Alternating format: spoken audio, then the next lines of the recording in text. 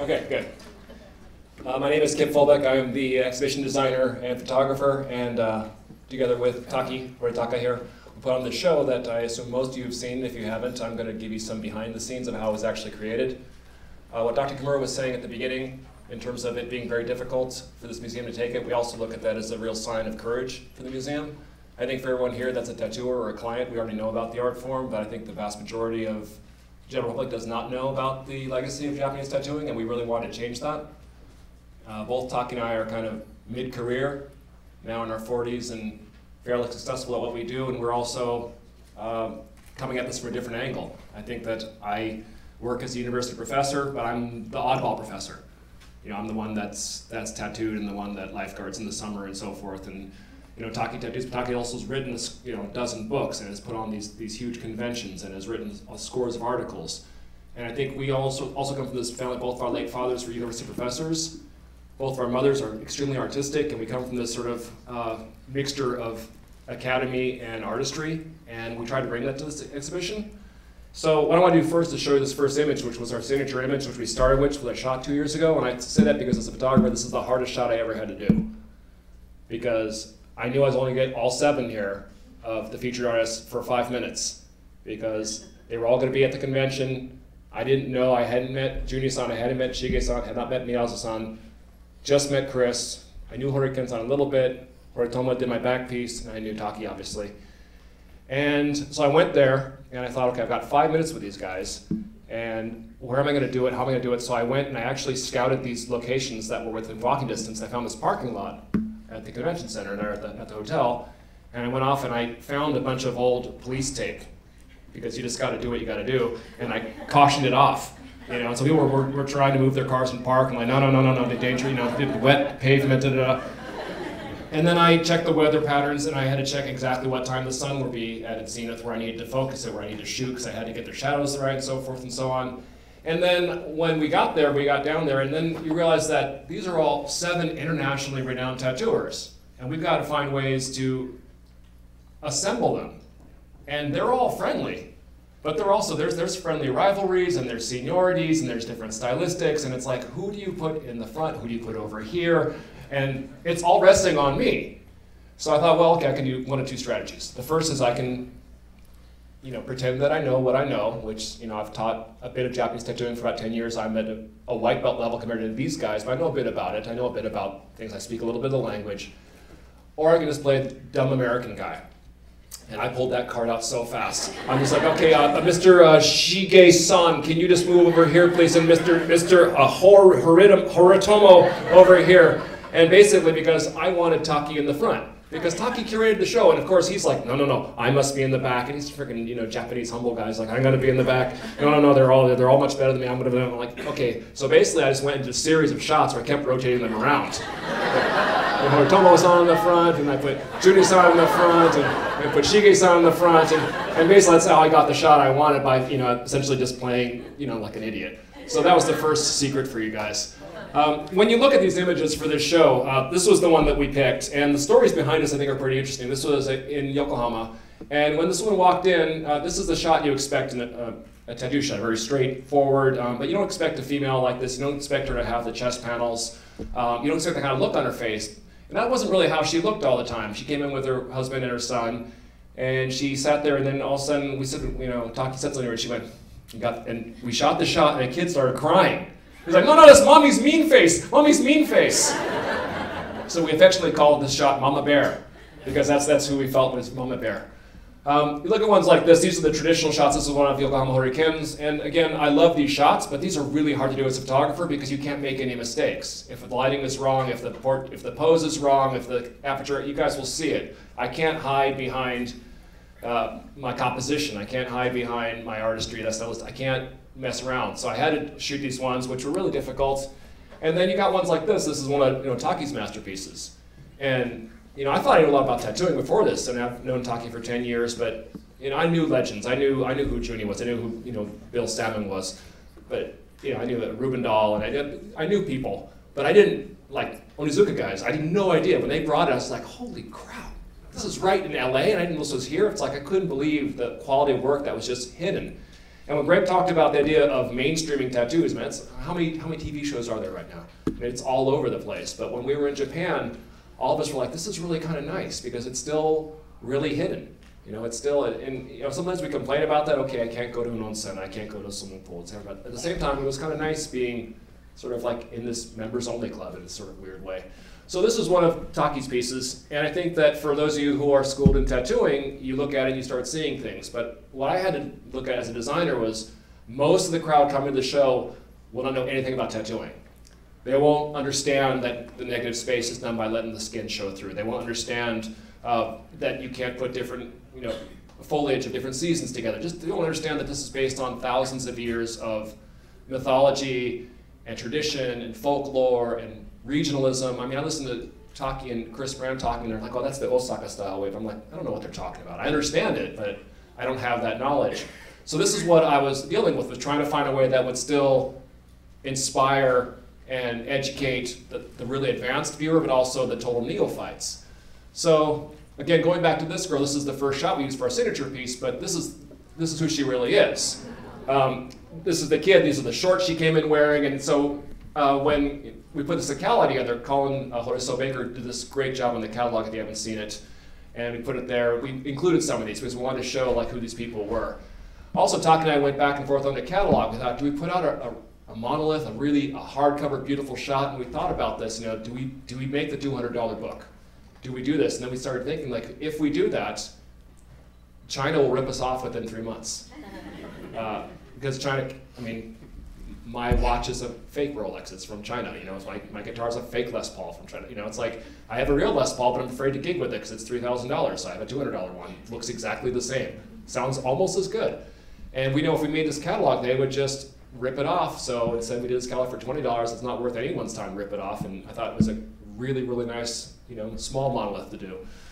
So this is just to talk about the camera we used. Phase 1, I think, where's Ken? That's my man Ken Clickinger from Phase 1, who was so great to be with. He just helped us out so much. Phase 1, if you guys don't know it, it's the reason you don't know it is they don't sell it to consumers. It is the best camera ever invented by Homo sapiens. It runs about $60,000 for the camera. So you're carrying like the mid-sized Lexus with you when you know, like they want me to check it. No, if this, you know, some cab driver will throw it in the trunk, like no, I want to take one of those handcuffs to put it on because I was so scared carrying it.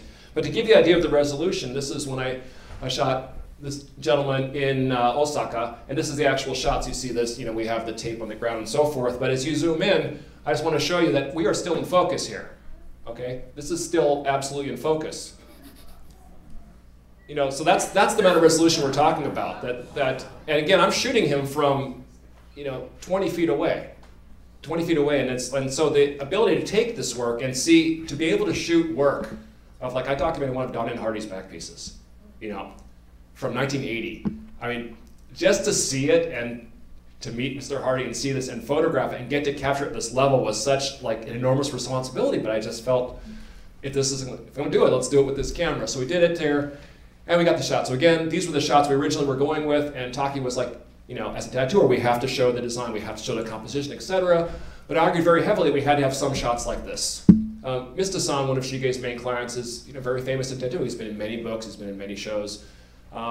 We had to have some shots that showed some type of humanism to give the breathing room in for the audience that's never seen tattooing. Because I see too many of my students that I show work and they kind of just gloss over because it's such, you guys that are literate in tattooing, you can read so much so quickly, but people that don't know it, it becomes almost an overwhelming bit of information. So I want a way to let people come in. Similarly, if you've seen the exhibition, what I wanted to do there was, I mean, forgive me, you know, Greg, and I love this museum. It is the museum that supported me, but when I think the word museum, I think boring. And I think stale and sterile, and I think walking in and seeing these really small font things with a bunch of stuff I don't want to read, and then a couple pictures. And when you look at the work of these master tattooers, everyone in the show, the tattooing is never overworked. You know, it's never done too far. The depth is there, the negative space is there, there's a certain peacefulness, and there's a way it moves as a unit that works. And I felt that that was my responsibility, that I had to do that with the exhibition as well, which was a huge challenge because here I am doing like, trying to photograph this work of these master artists, and then I'm trying to do it in the space. So that's why we included that's why I use the ceiling and use the space to hang things and try to make it work that I want you to go into the space and feel that you walk through naturally, that you don't ever feel like you're in IKEA, where you're forced to go look at this, oh God, and you can never get out, And which is somehow, sometimes I feel that way in museums. I want you to walk in and feel a bit of the sacredness of which we, talk about tattooing. For those of us that have been in it a long time, you think, well, you forget that as a client, you are trusting someone to mark your body, to break the barrier of your skin. It's a huge amount of trust. I don't think that, Taki and I are brothers, but Horitomo, who did my back piece, I would say we're friendly. I would love if he said I was his friend, but it's not like we've gone to dinner once. But at the same time, I feel I have a bond with him that I have with no one else in this world, because I sat for 20 sessions with him and got my back piece from him. And that's a kind of bond that I feel is very sacred that we tend to forget about in tattooing because we're so busy with so many TV shows and so forth. I wanted to give some sense of the regalness about this art form as well. So a couple other ones here. Again, not a traditional just straight back piece, but having her move and seeing the beautiful way this forms with her. And sometimes models come in and the clients come in, they're able to just grab it. I mean, this was in Yokohama. We probably had 25 people were there with Shike's group, and everyone's friendly, everyone's having a good time, and this woman walked in with her manager or handler or whatever, and sort of just stood on the side and just waited, and we all kind of like talked, and we're talking, and then pretty soon everyone was like, because she just had this aura, and then when we stopped and she walked up to the front and disrobed and took the pictures, and then she left. And we're like, it was really, really pretty amazing. Also, I want to include close-ups. This is one of Miyazo's masterpieces. And so, just to show some of the work detail, this is just a small pier of the Tengu. We have the close-ups here because I think a lot of times, again, we can gloss over for the people that are newcomers to tattooing, so I want to include that in there as well. Another one of Shige's here, one of the close-ups. And it was nice because I had my students there. It was really great to have the clients walk around because as a photographer, it's not really fair for me to say that, this is documenting the artwork, because tattoos, are constantly evolving. Tattoos live and they age and they fade and they are bruised and they die. My work, I don't know how you guys as tattooers do it. Someone buys my photograph, I know it's living in a frame somewhere in someone's home. Feels good. I remember leaving, Horitomo's studio and like, wow, he may never see me again. He just put his heart and soul into this piece and it's gone, hit by a bus, gone. He took a couple of quick shots, while I'm still, and the skin was still bleeding. And I'm really amazed. So my students, to see the work move and see it actually in its natural form was really pretty amazing, which is why it's so nice to have all the clients. I'm so grateful that they are being here to show their work. And then sometimes we have models that are just naturally, every picture is great. This is Alexi, one of Horitomo's masterpieces. And when Alexi came, and granted, she works as a figure model, so she's very comfortable in front of the camera, but I basically just had Molly, Taki's wonderful wife, just talk to her for a while and just crack her up. And so this is the actual shoot. And she's just talking, and they're just having a great time and gossiping, and completely natural, but no matter what she's doing, when she's stretching, she just looks great. You can't get a bad picture of her. So this was the shot I used for the final, which is the exit photo when you leave through the circle of Bonji, when you leave the sacred space. And I feel like, I just absolutely love the way this piece moves on her. And I think it had to be in a movement picture because, his grace with movement is so palpable. And then sometimes you get models that have fantastic pieces that don't know how to move. And this was a woman with a beautiful piece by Stan Corona that was just so nervous being photographed that I could never document the piece accurately. I think it's a great piece, but also it's not finished, it's not fully colored. And she was very, very self-conscious because most of us, myself included, I hate being in front of a camera. I like being behind the camera. But she was really nervous, and so finally what I had to do was just take a bunch of shots of her, get her distracted enough that I could get her playing with her hair without paying attention to the camera and get the shot which I really, really love. And that's where I feel like, okay, that was me as a photographer, one thing I did in the show. People have been complimenting me a lot, saying, this is an amazing show. And my first response is, you got great ingredients, it's easy to cook well. It's not like I had just these masterpiece works to work with and the best camera ever made. It better be a great show or I suck. It's like, it better be a great show. So this is basically how it laid out. So when you see the variety that you have, these close-ups, you have the candids, you have the formal shots, you have the odd expressions, just like we want to show a little bit about the largest swath of the best Japanese tattoo work we could find. And thank God Taki picked him out, because I am certainly not qualified to do that. And then with the kites idea, I would love to take credit for it, but it was Taki's idea. We were talking about the idea that in the Edo period there were these, every American knows the Hokusai wave. It's on T-shirts, it's on matchbook covers. Everyone knows it, and they think that that's great art. But we still think that this is an art form, Japanese tattooing, that's revered in every country in the world except Japan. And so we have the ukiyo-e work, the print work, which is so readily viewed as artwork, but the tattoos aren't. So when we put these on kites, if you're a tattoo, you recognize the navel, and you recognize the fundoshi, and you recognize where it's coming from, one of Koji Ichimaru's masterpieces. But I think when you see these kites in the air, it really makes sense, because most people go through and they think they're just kites, and they don't really recognize that they're actually from the tattoos, and that's a kind of nice piece for it. This was my studio, just to show you the amount of people that were involved. The last 2 weekends, I threw out an SOS on Facebook.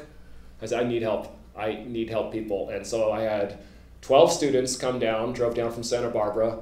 I bought them lunch, that was it, they worked. And I had 4 strangers show up, said they wanted to help. And one person just liked the idea of the show, one person said she had seen me perform in Philadelphia, and they just worked. And this is, I think, 6 or 7 people putting together the kites in my studio. This is the assembly of them, how we worked them. This is some of my students trying to do Horiken's drawings, which we then projected and then put on. And the hardest, of course, was trying to do the work of Chaz. When you're working with a living legend of graffiti, the godfather of LA graffiti, to try to mimic his brushstroke. So I took a freshman who didn't know any better. It was like this guy VJ, who's a great artist, and he loves doing. I'm like, hey, I got this great piece. Can you do it? He's like, I love that, awesome. And I didn't tell him it was Chaz's work. And then he started he was doing it for a while, and he's like, this is who did this letter? I'm like, I'll just finish. And then I told him it was Chaz. He's like, wait a second, I'm doing Chaz's work? Because he's thinking like Chaz's gonna walk in and say, no. But I heard that Chaz was okay with it, so we were very happy about that. Little things, I know that tattooers, when you finish it, I remember when Horitomo finished my kandon on my back, and the last thing I felt him do was to dot the I's. And then I saw Jill do that one time and finish it. The way you finish a piece. I don't expect people to come to this exhibition and notice that all the eye hooks face the same way.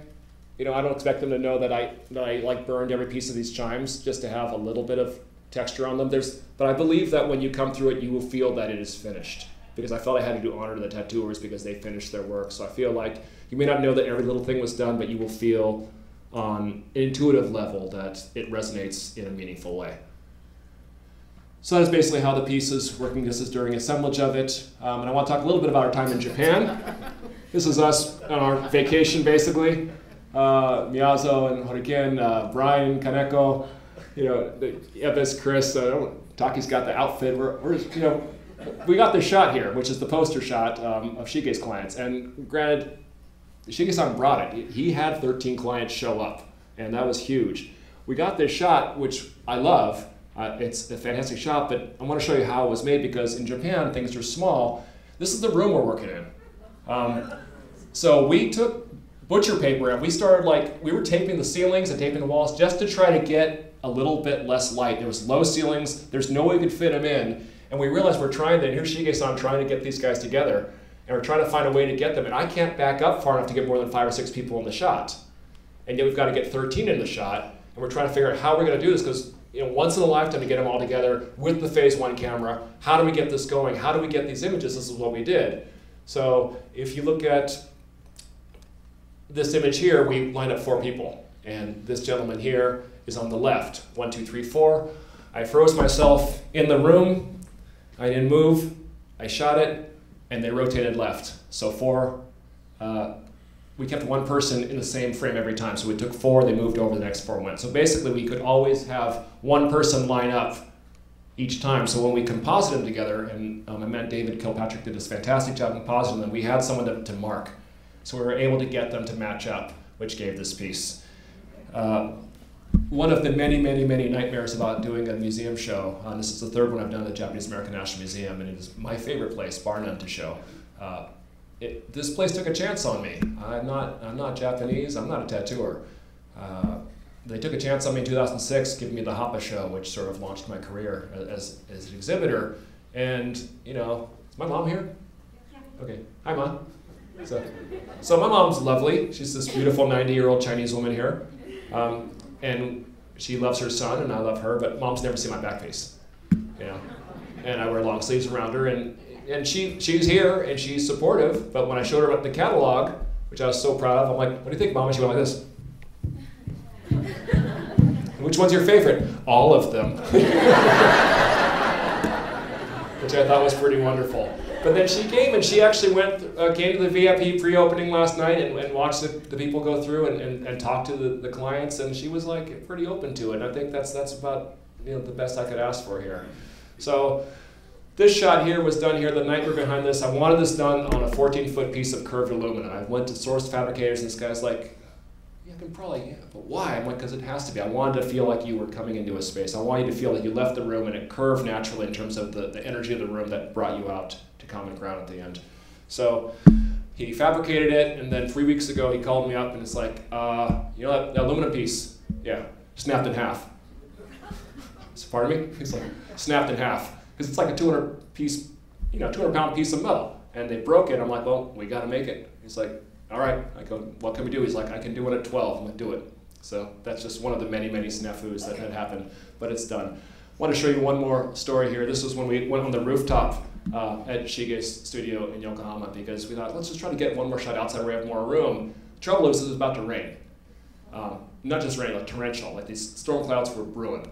And so this is Shige-san and Szeto-san, and they started to arrange people, but we were in a hurry. And we all got this really expensive camera. We're like, go, go, go, go, go, go, go. And the storm clouds are coming in, okay? And I've got not just not the camera, but I've got like you know, these huge power packs, you know, that are throwing up 1,000-watt bursts into these strobes. And all these, you know, and we're doing converters from the, you know, the different kind of like ACs and stuff. And we're just trying to like power this thing up. And we're go, go, go. And, you know, we've got live, you know, power strips everywhere. But we got the shot. You know, and the nice thing is this is the final version of it, which you can see outside the museum gift store. I did an edition of 10 of these. The final shot, if you look very closely up here to the side, you'll actually see 2 drops that I left that are on the lens of the rain. Because we got the shot, and it's like, go, go, go, and we covered everything up and ran inside. We finished the shoots, especially. We also did a couple formal shots, but you got to realize this is a bunch of guys, you know, that are just working their butts off in Japan, trying to get this thing done, you know, balancing, trying to get stuff, equipment here, and language differences and so forth. So we ended up at this studio in Osaka. That was a photo studio, and they had all these random kind of just, you know, stuff like this kind of like samurai hat and ukuleles and happy birthday, all these random little pieces here. So I thought I'd just finish up by showing you a couple of the outtakes of these, because we're just having way too much fun. This is, you know, by the time we finish, this is just so great. And then we did a couple portraits. This is me helping out Brian Kaneko. Brian, where are you? Brian, I know you're here. I saw you walk in. Okay, somewhere hiding. Okay, so we said, well, here, take the gun and take, yeah, what? And just take the enormous, ridiculously long barrel of a gun. And this is the shot I got of Brian. So it's one of my favorites. And then we took Horishiki Chris Brand. And he found this giant bear. I said, let's just toss the bear in the air like you're catching it. But the trouble is, you never know where movement's going in photos, and it kept looking like he's like, it kept looking like he's throwing it. I want to look like he's catching it. So this is the best one that we had. It was just like, so we enjoyed that. So does anyone have any questions?